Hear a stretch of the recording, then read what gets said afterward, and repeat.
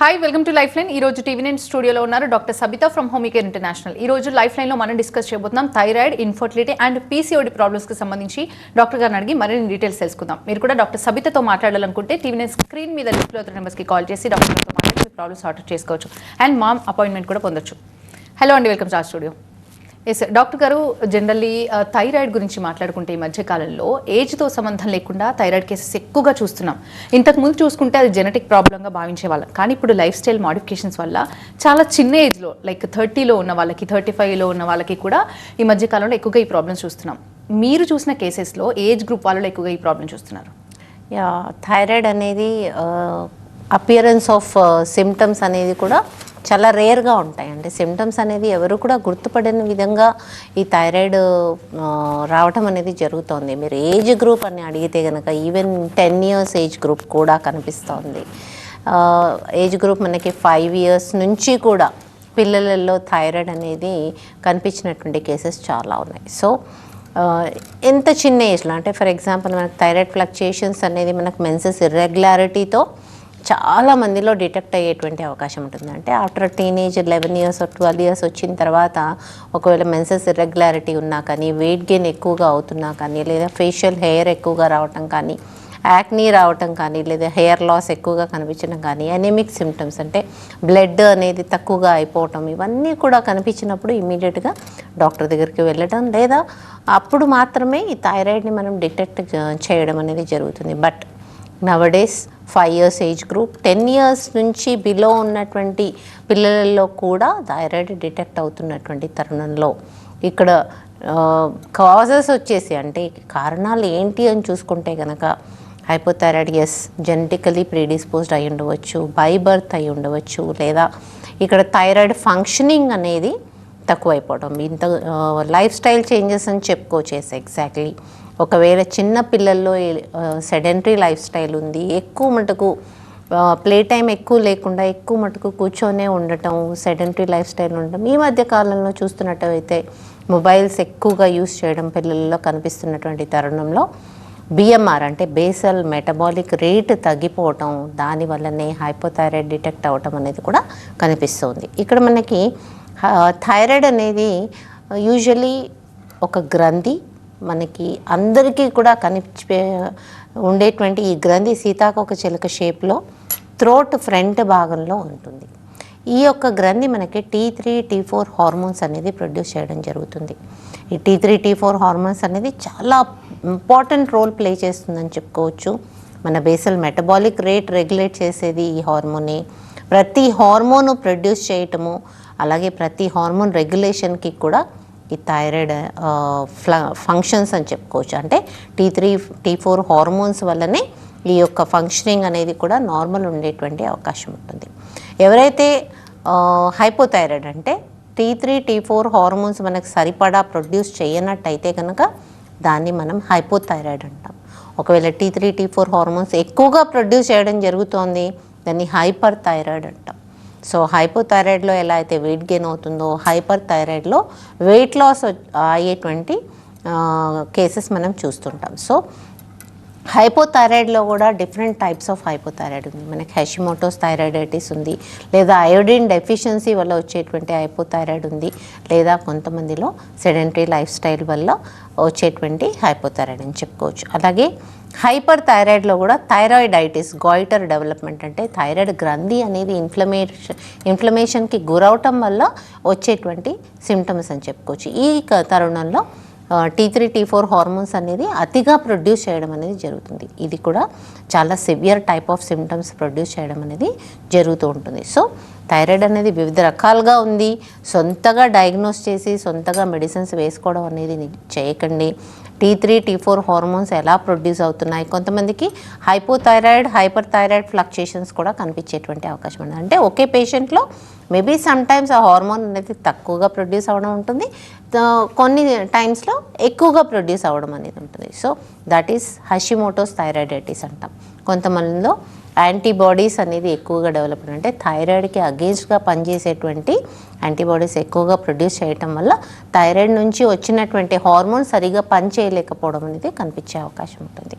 So ఇలా వివిధ రకాల హైపోథైరాయిడ్ ఉన్నందువల్లే ఎలా ప్రోగ్నోసిస్ అనేది ప్రతి ఒక్క పేషెంట్కి ఒకే విధంగా లేకుండా డిఫరెంట్ టైప్స్గా మనకి కనిపించేటువంటి అవకాశం ఉంటుంది. సో యూజువలీ హైపోథైరాయిడ్తో బాధపడే వాళ్ళలో హార్మోన్ ఫ్లక్చుయేషన్స్ అనేది చాలా ఎక్కువ కనిపిస్తుంది. స్టార్టింగ్ స్టేజెస్లో మెన్సెస్ ఇర్రెగ్యులారిటీస్ అంటే కొంతమందికి ఎమెనోరియా, సెకండరీ ఎమెనోరియా డెవలప్ అయ్యే అవకాశం ఉంటుంది, లేదా ప్రైమరీ ఎమెనోరియా అంటే 11 ఇయర్స్లో ప్యూబర్టీ రావాల్సినటువంటి పిల్లలలో అది డిలే అయిపోవటం, that is called primary amenorrhoea. ఈ యొక్క ప్రైమరీ అమెనోరియా డెవలప్ అయినప్పుడు ఖచ్చితంగా థైరాయిడ్ ఫ్లక్చుయేషన్స్ చూసుకొని దానికి రెగ్యులేట్ చేసినట్టయితే కనుక ఈ యొక్క మెన్సెస్ అనేది అపియర్ అవ్వడం లేదా ప్యూబర్టీ అటైన్ అవ్వటం అనేది కనిపించేటువంటి అవకాశం ఉంటుంది. Secondary amenorrhoea even though puberty attain అయినప్పటికీ నాన్ ఓవ్యులేటరీ సైకిల్స్ రావటము, అలాగే మెన్సెస్ అనేది 3 మంత్స్కి లేకపోతే 6 మంత్స్కి ఒకసారి కనిపించడం, ఇవన్నీ కూడా మనకి menses irregularities due to hypothyroid అని చెప్పుకోవచ్చు. థైరాయిడ్ హార్మోన్ సరిగ్గా లేకపోవటం వల్ల ఈ యొక్క సెకండరీ అమెనోరియా డెవలప్ అవడం అనేది చూస్తుంటాం. దీన్ని కూడా మనము థైరాయిడ్ రెగ్యులేషన్తో నార్మల్ చేసేటువంటి అవకాశం ఉంటుంది. సో సెకండరీ అమెనోరియాని కూడా చాలా త్వరగా ట్రీట్మెంట్ తీసుకోవాల్సినటువంటి అవసరం ఎంతైనా ఉంది. ఒకవేళ మంత్స్ టుగెదర్ వీళ్ళకి మెన్సెస్ రాకపోవటం ఇవన్నీ జరిగినట్టయితే కనుక పీసీఓడి డెవలప్ అవడం అనేది కూడా చూస్తుంటాం. పీసీఓడి ఈజ్ నథింగ్ బట్ ఈ యొక్క ఫాలికల్స్ అనేది సరిగ్గా మెచ్యూర్ కాకపోవటం వల్ల ఈ యొక్క సిస్ట్లు అనేది ఓవరీస్లోనే అక్యుములేట్ అయిపోవడం, అప్పుడే కదా మనకి సిస్ట్లు ఫామ్ అవడం అనేది కనిపిస్తూ ఉంటుంది. ఈ సిస్ట్లు ఒక్కొక్క సిస్ట్ కూడా కొంతమందిలో సైజ్ అనేది పెరిగిపోవటం, పెద్దగా సైజ్ అయిపోవటం వల్ల నీటి బుడగలు అని చెప్తూ ఉంటాం. సో దీనివల్ల కూడా ఒకవేళ ఈ సిస్ట్లు అనేది ఒకవేళ సైజ్ పెరిగిపోయినట్టయితే కనుక కాంప్లికేషన్స్ అనేది కూడా సివియర్గా కనిపించేటువంటి అవకాశం ఉంటుంది.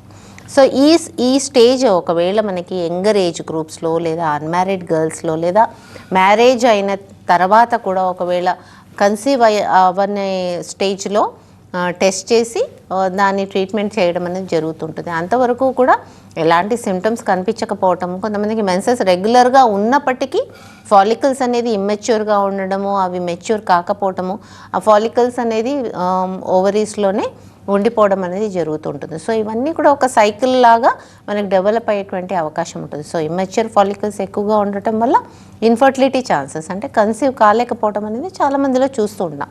సో ఇవన్నీ కూడా ఒక సిరీస్ ఆఫ్ డెవలప్మెంట్ అని చెప్పుకోవచ్చు. సో హార్మోన్స్ అనేది from the puberty age group నార్మల్గా ఉండాల్సినటువంటి అవసరం ఉంది. ఓవ్యులేటరీ సైకిల్స్ అనేది after puberty within 1.5 year to 2 yearsలో ఓవ్యులేటరీ సైకిల్స్ అంటే ఎగ్స్ రిలీజ్ అవ్వాలి ఖచ్చితంగా. అప్పుడే పీసీఓడి డెవలప్ అవ్వకుండా నార్మల్గా వాళ్ళకి మెన్సెస్ రావటము, నార్మల్గా ఫాలికల్స్ అనేది మెచ్యూర్ అవ్వటము, ఎగ్ సైజ్ అనేది కరెక్ట్గా ఉండటం అనేది జరుగుతుంది. అప్పుడే కన్సీవ్మెంట్ ఛాన్సెస్ కూడా ఎక్కువగా ఉండేటువంటి అవకాశం ఉంటుంది. So all these are link to hypothyroid అని చెప్పుకోవచ్చు. హైపోథైరాయిడ్ అలాగే పీసీఓడి సివియర్ కండిషన్స్లో ఒకవేళ 3rd degree పీసీఓడి ఉంది, డయాబెటీస్ వచ్చే ఛాన్సెస్ కూడా చాలా ఎక్కువగా ఉంటాయి. బికాస్ ఇన్సులిన్ రెసిస్టెన్స్ అనేది మనకు పీసీఓడిలో కూడా కనిపిస్తుంది, అలాగే డయాబెటీస్లో కూడా కనిపిస్తుంది. సో పీసీఓడి స్టార్టింగ్ స్టేజెస్లోనే ట్రీట్మెంట్ తీసుకోవడం అనేది చాలా ఇంపార్టెంట్. ఒకవేళ పీసీఓడి grade 4 వెళ్ళిపోయింది అంటే ఖచ్చితంగా డయాబెటీస్ వచ్చే ఛాన్సెస్ కూడా చాలా హైగా ఉండే అవకాశం ఉంటుంది. డాక్టర్ గారు, థైరాయిడ్ని నెగ్లెక్ట్ చేస్తే ఎలాంటి కాంప్లికేషన్స్ వస్తాయి అండ్ ఎలాంటి సిమ్టమ్స్ కనిపించినప్పుడు డాక్టర్ని కన్సల్ట్ అవ్వాలంటారు? Yes, this is very important question అని చెప్పుకోవచ్చు. బికాస్ హైపోథైరాయిడ్లో సిమ్టమ్స్ అనేది మనకి బయటికి కనిపించేటువంటి అవకాశం చాలా తక్కువగా ఉంటుంది. యూజువల్లీ యంగర్ ఏజ్ గ్రూప్స్లో కూడా 10 years బిలో ఉన్నటువంటి ఏజ్ గ్రూప్లో కూడా మనకి సిమ్టమ్స్ అనేది కనిపించకపోవడం అనేది చాలా మందిలో చూస్తూ ఉంటాం. వెయిట్ గెయిన్ కూడా చాలా ఎక్కువగా లేకపోవటము, అలాగే అక్కడైతే మనకు మెన్సెస్ ఇర్రెగ్యులారిటీ కనిపించకపోవటము, కొంతమందిలో అనీమిక్ సిమ్టమ్స్ అంటే చాలా సివియర్ అనీమియా డెవలప్ అవడం అనేది చూస్తూ ఉంటాం. సో ఇలాంటి కేసెస్లో యూజువల్లీ వెయిట్ గెయిన్ ఎక్కువగా ఉండడం, ఆకలి ఎక్కువగా లేకపోవటము, బవల్ ఇర్రెగ్యులారిటీస్ ఉండటము అంటే కాన్స్టిపేషన్, మలబద్ధకం ఎక్కువగా ఉండటం, స్కిన్ డ్రైనెస్ డెవలప్ అవ్వడము, అనీమిక్ సిమ్టమ్స్, హీమోగ్లోబిన్ 8 కంటే తక్కువగా పడిపోవటము, ఇవన్నీ కూడా హైపోథైరాయిడ్ సిమ్టమ్స్ అని చెప్పుకోవచ్చు. అలాగే లేజినెస్, డ్రౌజినెస్ అంటే వాళ్ళు నార్మల్ యాక్టివిటీ బిఎంఆర్ చాలా తగ్గిపోవటం వల్ల వాళ్ళు నార్మల్ యాక్టివిటీ చేసుకోలేకపోవడం అనేది మనం చూస్తూ ఉంటాం. యూజువల్లీ డ్రౌజినెస్ కూడా, ఎక్కువగా పడుకోవటం అనేది ఈ పేషెంట్స్లో కనిపిస్తూ ఉంటుంది. యాక్టివిటీ తగ్గిపోవడం అనేది కనిపిస్తూ ఉంటుంది. సో ఇలాంటి సిమ్టమ్స్ కనిపించినప్పుడు ఇమీడియట్గా థైరాయిడ్ లెవెల్స్ అనేది, థైరాయిడ్ ప్రొఫైల్ అనేది చేయించుకోవడం చాలా important. Usually skin thickness, skin tightness ఇవన్నీ కూడా డెవలప్, అలాగే వాపులు, ఇడీమా ఆఫ్ ఫేస్ అంటే వాపులు అనేది మనకు ఫేస్లో కనిపించడం, చేతి వేళ్ళల్లో కనిపించడం, కాళ్ళల్లో కనిపించడం అనేది కూడా మనకు థైరాయిడ్లో కనిపించేటువంటి అవకాశం ఉంటుంది. సో ఇవన్నీ సిమ్టమ్స్ కూడా యూజువల్లీ చాలామంది కూడా ఇగ్నోర్ చేయడం అనేది జరుగుతుంది. చాలా సివియర్గా అయిపోయిన తర్వాతనే బయటికి రావడం, అలా క్లినిక్కి ప్రెజెంట్ అవ్వడం అనేది కనిపిస్తుంది. మీరు చెప్పిన కొన్ని సింటమ్స్లో ఇందాక మీరు అన్నట్టుగా బాగా స్లీప్, ఎక్కువగా నిద్రపోవాలనుకోవడం, ఎక్కువగా నిద్రపోతుండడం, కొంతమంది డిసైడ్ అయిపోతుంటారు టైర్డ్ అయిపోయాము అందుకే నిద్ర వస్తుందేమో అని డిసైడ్ అయిపోతుంటారు. ఇలా నెగ్లెక్ట్ చేయడం వల్ల ఎలాంటి కాంప్లికేషన్స్ ఉండొచ్చు అండ్ ఎలా నిర్ధారించుకోవాలి, ఎలాంటి టెస్ట్లు అవసరం అంటారు థైరాయిడ్కి? ఎస్ సార్, డ్రౌజినెస్ అనేది usually for every person 7 to 8 hours of sleep అనేది చాలా సఫిషియెంట్గా ఉంటుంది. ఎంత టైర్డ్ అన్నా, ఎంతవరకు మనకి వర్క్ హెక్టిక్ షెడ్యూల్స్ ఉన్నా కానీ, even very heavy physical exertion ఉన్నప్పటికీ, అంటే ఈవెన్ అథ్లీట్స్ కూడా అని చెప్పుకోవచ్చు మనం, they don't need more than 10 hours or 8 hours sleep. Usually 7 to 8 hours of స్లీప్లోనే బాడీ అనేది ఎనర్జీ రీగెయిన్ అయిపోతుంది. నార్మల్ యాక్టివిటీకి వాళ్ళు యూజువల్గా రెగ్యులేట్ అవ్వాల్సినటువంటి అవసరం ఉంటుంది. బట్ ఈ యొక్క హైపోథైరాయిడ్ పేషెంట్స్లో even after 8 hours of sleep, 10 hours of sleep lethargy అంటే వాళ్ళకి మజిల్ పెయిన్స్ ఎక్కువగా ఉండటము, యూజువల్లీ ఫీవర్లో ఉన్నటువంటి కండిషన్ మనకి వీళ్ళకు కనిపించేటువంటి అవకాశం ఎక్కువగా ఉంటుంది. సో ఇక్కడ మనకి లేజినెస్ ఉంటుంది, ఫెటిగ్నెస్ ఉంటుంది, అలాగే బాడీ పెయిన్స్ ఉండేటువంటి అవకాశం ఉంటుంది. ఫీవర్లో ఎలా అయితే మనకి నార్మల్ యాక్టివిటీ చేసుకోలేకపోతారో అలాంటి లెథార్జీ మనకు కనిపించేటువంటి అవకాశం ఉంటుంది. సో ఇలా కండిషన్ వచ్చినప్పుడు ఖచ్చితంగా థైరాయిడ్ ప్రొఫైల్ చేయించాల్సినటువంటి అవసరం ఉంటుంది. ఇంత ముందుకు మనకి హైపోథైరాయిడ్ అనేది ఓన్లీ ఫీమేల్స్లో ఎక్కువగా కనిపించినటువంటి కేసెస్ చాలా ఉంటాయి. But nowadays hypothyroid is detected in males also equally. మగవాళ్ళల్లో కూడా థైరాయిడ్ అనేది వెరీ ఎర్లీ స్టేజెస్లో, అంటే టీనేజ్లో, 20sలో, అలా మనకి హైపోథైరాయిడ్ కనిపించినటువంటి కేసెస్ చాలా ఉన్నాయి. సో ఈ యొక్క కండిషన్ ఏదైతే ఫీవర్ కండిషన్ అని మనం చెప్పుకున్నామో, ఈ కండిషన్ అనేది కనిపించిన వెంటనే నాట్ ఓన్లీ అంటే రెగ్యులర్గా వాళ్ళకి, అంటే వితిన్ 3 days 4 days వాళ్ళు మళ్ళీ రీగెయిన్ కాకపోవడం అనేది కూడా కనిపించేటువంటి అవకాశం ఉంటుంది. Usually skin symptoms, skin dryness develop అయ్యే అవకాశం ఉంటుంది, ఎగ్జిమా, ఫంగల్ ఇన్ఫెక్షన్స్ అటాక్ అయ్యేటువంటి అవకాశం ఉంటుంది. ఇవన్నీ కూడా మనకి హైపోథైరాయిడ్లో కనిపించేటువంటి అవకాశం ఉంటుంది. డాక్టర్ గారు, ఇందాక థైరాయిడ్ గురించి మాట్లాడుకున్నాం. ఇక ఇన్ఫర్టిలిటీ విషయానికి వస్తే చాలా మంది థైరాయిడ్తో సఫర్ అవుతున్న వాళ్ళకి వీళ్ళు ఇన్ఫర్టిలిటీకి కారణమవుతున్నారు అని చెప్తున్నారు. థైరాయిడ్ అనేది ఇన్ఫర్టిలిటీకి కారణమవుతుందని. నిజానికి థైరాయిడ్ అనేది ఎంత ఇంపాక్ట్ చూపిస్తుంది ఇన్ఫర్టిలిటీకి? ఎస్, ఈ మధ్యకాలంలో థైరాయిడ్ ఉంది అని చెప్పగానే ఈవెన్ స్పౌస్ కూడా ఓకే ఇది ఇన్ఫర్టిలిటీ కారణం అవ్వచ్చు అని ప్యానిక్ అయిపోతున్నటువంటి కపుల్స్ మేము చాలామంది చూస్తూ ఉన్నాము. But not in every case. అంటే థైరాయిడ్ ఉన్నప్పటికీ కూడా దాన్ని మానిటర్ చేస్తూ నార్మల్ లెవెల్స్ రెగ్యులేట్ చేసినట్టయితే కనుక ఇన్ఫర్టిలిటీకి ఎటువంటి ప్రాబ్లం ఉండదు. ఈవెన్ గెస్టేషనల్ హైపోథైరాయిడ్ కూడా డెవలప్ అయినటువంటి కేసెస్ చాలామంది చూస్తూ ఉంటాం. అంటే వితిన్ ఒక్కసారి ప్రెగ్నెన్సీ అనేది మనకి పాజిటివ్ వచ్చిన వెంటనే యూజువల్లీ అన్ని టెస్టులు కూడా చేయడం జరుగుతుంది. ఇక్కడనే థైరాయిడ్ డిటెక్ట్ అయినటువంటి కేసెస్ కూడా ఉంటాయి. So this is called gestational hypothyroidism or gestational diabetes కూడా డిటెక్ట్ అయినటువంటి కేసెస్ ఈ మధ్య కాలంలో నంబర్ అనేది చాలా పెరిగిపోతుంది. So all this is included in మన లైఫ్ స్టైల్ చేంజెస్ వల్లనే ఇవన్నీ వస్తున్నాయని చెప్పుకోవచ్చు. బట్ ఈవెన్ హైపోథైరాయిడ్ బిఫోర్ నుంచి ఉన్నప్పటికీ ఒకవేళ రెగ్యులేట్ అయినట్టయితే కనుక ఖచ్చితంగా ఇన్ఫర్టిలిటీ ఛాన్సెస్ కూడా తగ్గించేటువంటి అవకాశం ఉంటుంది. బట్ ఒకవేళ స్టార్టింగ్ నుంచి వాళ్ళకి ఫ్లక్చుయేషన్స్ చాలా ఎక్కువగా ఉన్నాయి, ఇంతకుముందు చెప్పుకున్నట్టు మనము ఒకవేళ హైపోథైరాయిడ్ లెవెల్స్ ఫ్లక్చుయేషన్స్ అనేది ఎక్కువగా ఉన్నట్టయితే కనుక ఇక్కడ మనకు హార్మోనల్ ఇంబ్యాలెన్స్ ఎక్కువగా ఉండేటువంటి అవకాశం ఉంటుంది. నాట్ ఓన్లీ ఫాలికల్ సైజ్ పెరిగే దగ్గర నుంచి కూడా ఇంప్లాంటేషన్ వరకు కూడా ఇబ్బంది ఉండేటువంటి అవకాశం ఉంటుంది. అంటే ఫాలికల్ సైజ్ ఎలా అయితే మనకు హైపోథైరాయిడ్ ఫ్లక్చుయేషన్స్ వల్ల నార్మల్ సైజ్ రావడం అనేది ఇబ్బంది పడుతూ ఉంటుందో, అలాగే ఇంప్లాంటేషన్కి కూడా ఏదైతే ప్రొజెస్ట్రాన్ హార్మోన్ మనకు అవసరపడుతుందో అది కూడా మనకి ట్రబుల్లో ఉండేటువంటి అవకాశం హైపోథైరాయిడ్ పేషెంట్స్లో ఎక్కువగా ఉండేటువంటి అవకాశం ఉంటుంది. సో హైపోథైరాయిడ్ ఒకవేళ మీకు స్టార్టింగ్లో ఉన్నప్పటికీ లేదా డిటెక్ట్ అయిన వెంటనే మీరు హోమియోపతి కాన్స్టిట్యూషనల్ ట్రీట్మెంట్ తీసుకున్నట్టయితే కనుక ఈ ఫ్లక్చుయేషన్స్ కానీ కాంప్లికేషన్స్ ఆఫ్ థైరాయిడ్ నుంచి పూర్తిగా మీరు నార్మల్కి వచ్చేటువంటి అవకాశం ఉంటుంది. సో ఎప్పుడైతే మనకి థైరాయిడ్ ఫ్లక్చుయేషన్స్ ఎక్కువగా అవుతాయో మీరు బయట నుంచి తీసుకోవాల్సినటువంటి హార్మోన్ అనేది కూడా ఎక్కువగా తీసుకోవాల్సినటువంటి అవసరం ఉంటుంది.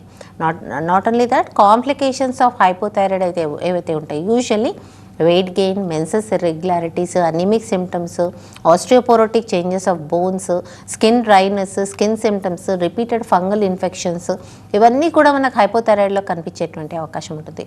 సో ఈ సిమ్టమ్స్ అన్నీ కూడా నార్మల్కి తీసుకొచ్చేటువంటి అవకాశం ఉంటుంది.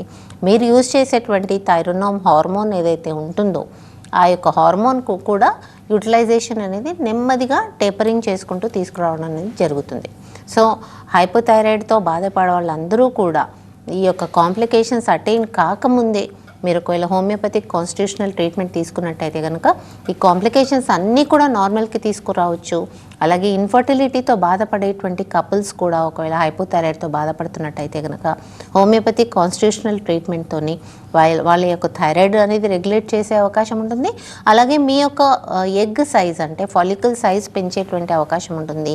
ఇంప్లాంటేషన్ ప్రాబ్లం ఉన్న వాళ్ళలో కూడా హోమియోకేర్ ఇంటర్నేషనల్ కాన్స్టిట్యూషనల్ జెనెటికల్ సిమ్లిమం తీసుకున్నట్టయితే కనుక వితిన్ అంటే 3 to 6 months లోపలనే కన్సీవ్మెంట్ ఛాన్సెస్ అనేది కూడా మనం చూస్తూ ఉన్నాం. సో ఈవెందో పీసీఓడి 3rd grade ఉన్నప్పటికీ 4th grade ఉన్నప్పటికీ హోమియోపతిక్ కాన్స్టిట్యూషనల్ ట్రీట్మెంట్ తీసుకున్న తర్వాత కన్సీవ్మెంట్ ఛాన్సెస్ అనేది 75 to 90% పెరుగుతున్నటువంటి కపుల్స్ మేము చూస్తూ ఉన్నాం. సో ఈవెందో థైరాయిడ్ ఉన్నప్పటికీ, ఈవెందో అది ఒక కాంప్లికేషన్ అని అనుకున్నప్పటికీ కన్సీవ్మెంట్ కోసమని దాన్ని ఆ యొక్క ఫ్లక్చుయేషన్ని మానిటర్ చేయడము, దానికి ట్రీట్మెంట్ తీసుకోవడము, దాన్ని రెగ్యులేట్ చేస్తూ మీ టీఎస్హెచ్ హార్మోన్ని కరెక్ట్గా ఉన్నట్టయితే కనుక ఖచ్చితంగా మీ బాడీలో ఉన్నటువంటి బిఎంఆర్ని కానీ మా హార్మోన్ రెగ్యులేషన్ని కానీ చక్కగా దాన్ని కంట్రోల్కి తీసుకొచ్చేటువంటి అవకాశం ఉంటుంది. డాక్టర్ గారు, కొంతమందిలో చూస్తుంటాం విపరీతమైన కాన్స్టిపేషన్తో సఫర్ అవుతుంటారు థైరాయిడ్ పేషెంట్స్. వాళ్ళకి ఎలాంటి సొల్యూషన్ అవసరం అంటారు, ఎలాంటి ట్రీట్మెంట్ అవసరం అంటారు? ఎస్, మనం ఇంతకుముందు మాట్లాడుకున్నప్పుడు సిమ్టమ్స్ ఎలాగుంటాయి. ఎస్, కాన్స్టిపేషన్, మలబద్ధకం అనేది థైరాయిడ్ పేషెంట్స్లో ప్రైమరీ సిమ్టమ్ కనిపించేటువంటి అవకాశం ఉంటుంది. బికాస్ బేసల్ మెటబాలిక్ రేట్ అనేది తగ్గిపోయినప్పుడు ఇంటెస్టైనల్ మూమెంట్స్ కూడా అదే విధంగా తగ్గిపోవడం అనేది జరుగుతుంది. దానివల్లనే మలబద్ధకం డెవలప్ అవ్వడం అనేది మనకి థైరాయిడ్ పేషెంట్స్లో ప్రైమరీ సిమ్టమ్ అని చెప్పుకోవచ్చు. కాన్స్టిపేషన్లో ఎక్కువగా అంటే మలబద్ధకంలో ఎక్కువగా డెవలప్ అయ్యేటువంటిది పైల్స్ అని చెప్పుకోవచ్చు. అంటే క్రానిక్గా మలబద్ధకం ఉంది ఒక పేషెంట్లో. సో సెకండ్ మనకి కనిపించేటువంటి సిమ్టమ్ వచ్చేసి పైల్స్. సో పైల్స్ కూడా ఇంటర్నల్ పైల్స్ కానివ్వండి, ఎక్స్టర్నల్ పైల్స్ కానివ్వండి, లేదా అక్కడ పుండు మాదిరిగా ఫామ్ అవ్వటం కానీ కనిపించేటువంటి అవకాశం ఉంటుంది.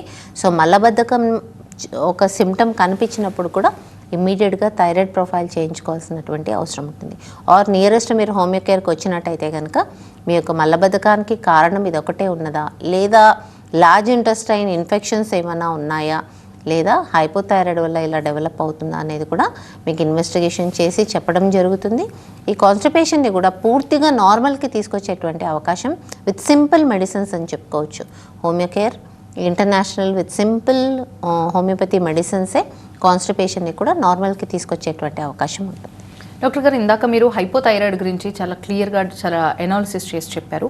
ఇక విషయానికి వస్తే హైపర్ థైరాయిడ్ విషయానికి వస్తే ఎలాంటి సిమ్టమ్స్ కనిపిస్తాయి? మరి హైపర్ థైరాయిడ్తో సఫర్ అయ్యే వాళ్ళు ఎలాంటి సిమ్టమ్స్ కనిపించినప్పుడు డాక్టర్ని మీట్ అవ్వాలంటారు? ఎస్, హైపర్ థైరాయిడ్ అనేది T3, T4 హార్మోన్స్ మనకి ఎంతవరకు అవసరం ఉందో దానికంటే ఎక్కువగా ప్రొడ్యూస్ అవ్వటాన్నే మనం హైపర్ థైరాయిడిజం అంటాం. సో ఇక్కడ మనకి థైరాయిడ్ స్టిమ్యులేటింగ్ హార్మోన్ అనేది తగ్గిపోతూ ఉంటుంది.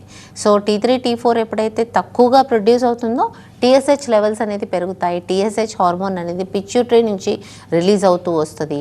సో బాడీలో హార్మోన్స్ T3, T4 పెరిగినప్పుడు TSH అనేది చాలా తగ్గిపోతూ ఉంటుంది. నార్మల్ వచ్చేసి మనకు 0.3 నుంచి 5.5 వరకు నార్మల్ అని చెప్పుకుంటే కనుక 0.3 కంటే కూడా తగ్గిపోవడం అనేది TSH లెవెల్స్ హైపర్ థైరాయిడిజంలో కనిపిస్తుంది. సో హైపర్ థైరాయిడిజంలో చాలా పెక్యులర్ సిమ్టమ్స్ వచ్చేసి వెయిట్ లాస్, అలాగే చేతులు వనకటం, ట్రెంబ్లింగ్, అలాగే యాంగ్జైటీ ఎక్కువగా ఉండడం, ఆతృత అనేది ఎక్కువగా కనిపించేటువంటి అవకాశం మనకి హైపర్ థైరాయిడిజంలో కనిపిస్తూ ఉంటుంది. ఇక్కడ మనకి చేతులు వనకటం కానివ్వండి, లేదా hyper tensive symptoms, heart beat అనేది చాలా ఎక్కువగా అయిపోవటం అనేది మనకి హైపర్ థైరాయిడ్లో కనిపించేటువంటి అవకాశం ఉంటుంది. సో ఇలాంటి సిమ్టమ్స్ ఉన్నట్టయితే కనుక, అంటే ఎక్కువగా గుండె దడ రావటము, పాల్పిటేషన్ ఎక్కువ ఉండటము, ఆకలి ఎక్కువగా ఉండటం, ఎంత తిన్నా కానీ వెయిట్ గెయిన్ అవ్వకపోవటము, ఇవన్నీ సిమ్టమ్స్ ఉన్నట్టయితే కనుక హైపర్ థైరాయిడ్ చెక్ చేసుకోవాల్సినటువంటి అవసరం ఎంతైనా ఉంది. ఎస్ డాక్టర్ గారు, ఇక పీసీఓడి విషయానికి వస్తే పీసీఓడి చాలామంది ఈ మధ్యకాలంలో పీసీఓడి ప్రాబ్లంతో సఫర్ అవుతున్నారు అండ్ పిల్లలు అవ్వట్లేదు ఈ ప్రాబ్లం వల్ల అని చెప్తున్నారు. ఈ ప్రాబ్లమ్ని ఎలా అధిగమించాలంటారు? దీన్ని కంప్లీట్గా పూర్తిగా నయం చేసి యాజ్ యూజువల్గా నార్మల్ డేస్కి వెళ్ళే అవకాశం ఏమైనా ఉంటుందంటారా? ఎస్, ఖచ్చితంగా. పీసీఓడి అనేది డెవలప్ అయ్యేటువంటి కన్నా ముందు కూడా బాడీలో చేంజెస్ అనేది చాలా కనిపిస్తుంటాయి. యూజువలీ మనం గమనించినట్టయితే కనుక పీసీఓడి డెవలప్ అయిపోయే ముందే ఒబిసిటీ డెవలప్ అవటం. సో ఫస్ట్ పీసీఓడి డెవలప్ అవ్వక ముందే బాడీ అనేది వెయిట్ అనేది పెరిగిపోవడం అనేది కనిపిస్తూ ఉంటుంది. Because lipoproteins in the blood పెరగటం వల్లనే ఇన్సులిన్ రెసిస్టెన్స్ పెరుగుతాయి. మనం ఒక విధంగా చెప్పుకున్నట్టయితే కనుక obesity is the reason for PCOD అని చెప్పుకోవచ్చు. సో ఎప్పుడైతే వెయిట్ గెయిన్ అనేది విపరీతంగా పెరుగుతున్నారో అప్పుడే కాషియస్ అవ్వాల్సినటువంటి అవసరం ఎంతైనా ఉంటుంది. ఇక్కడ ఒబిసిటీతో పాటు మనకి లిపోప్రోటీన్స్ డెవలప్ అవడం, ఇన్సులిన్ రెసిస్టెన్స్ డెవలప్ అవడం అనేది చూస్తూ ఉంటాం. సో పీసీఓడిలో మెయిన్గా మెన్సెస్ ఇర్రెగ్యులారిటీ కన్నా ముందే కాషియస్ అవ్వాల్సినటువంటి అవసరం ఉంటుంది. వన్స్ మెన్సెస్ ఇర్రెగ్యులారిటీ డెవలప్ అయింది అంటే అక్కడ ఆల్రెడీ పీసీఓడి ఎస్టాబ్లిష్ అయిపోయింది అని చెప్పుకోవచ్చు.